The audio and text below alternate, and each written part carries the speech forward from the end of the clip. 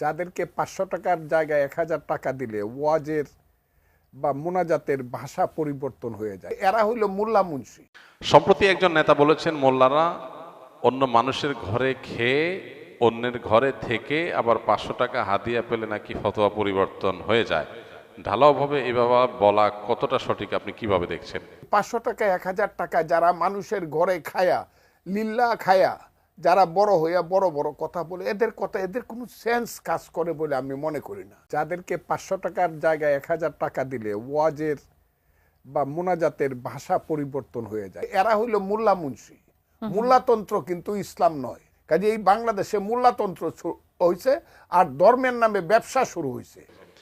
দেখেন, প্রথম কথা হলো, হুজুররা অনেকেই মানুষের দান খয়রাত হাদিয়া তোহফা এগুলো দিয়ে চলে। দান খয়রাত এদেশে কেউ জোর করে আদায় করে না, এটা খুশি হয়ে মানুষ দেয়।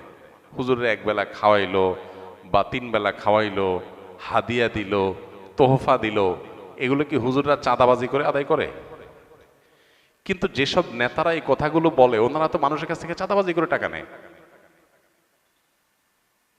রাজনৈতিক নেতারা, আমি সবাইকে ঢালাওভাবে বলছি না, রাজনীতি করতে গিয়ে নেতা হতে গিয়ে মানুষের কাছ থেকে চাঁদাবাজি করে টাকা নেওয়ার কালচারে যারা অভ্যস্ত, বা যেই সোসাইটিতে সেরকম কালচার পলিটিশিয়ানদের মধ্যে অনেকের মধ্যে আছে, বিভিন্ন দলে আছে, সব দলেই কম বেশি আছে, এই কালচারে যারা ডুবে আছে, তারা যদি আলেম সমাজকে বলে 500 টাকা 1000 টাকা মানুষ আল্লাহর রাস্তায় দিলে খায়, তাহলে এটা হলো চালনি সুইকে যে বলে তোমার পেছনে ছিদ্র আছে, ওই রকম।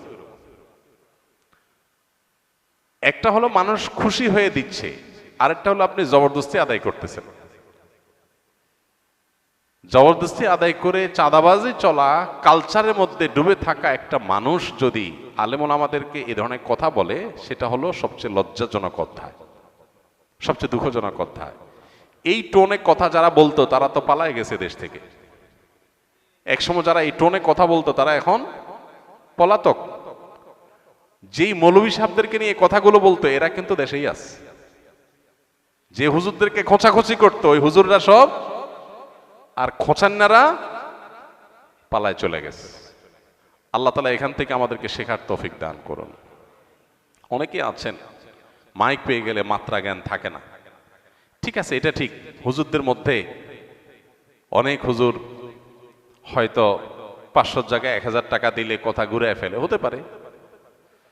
কিন্তু সেটাকে আপনি ঢালাও ভাবে বললেন, আলেম সমাজকে আপনি তাচ্ছিল্য করলেন, তুচ্ছ করলেন, তাদেরকে আপনি হেয় করলেন। হ্যাঁ, একজন বা দুইজনের কোনো ভুল বা বিচ্যুতি হতেই পারে, সেটাকে ঢালাও ভাবে বললেন। আপনি নিজে এবং আপনার নিজের অতীত, আপনার নিজের বাস্তবতাকে আপনি একটু দেখার চেষ্টা করেন, পেছনে ফিরে দেখেন, আয়না চেহারাটা দেখার চেষ্টা করবেন। লজ্জায় মাথা লাল হয়ে যাবে, আলেম সমাজের পিছনে লাগার সুযোগ আপনি পাবেন না। আল্লাহ এই সমস্ত মানুষকে হেদায়েত দান করুন, আমরা দোয়া করি।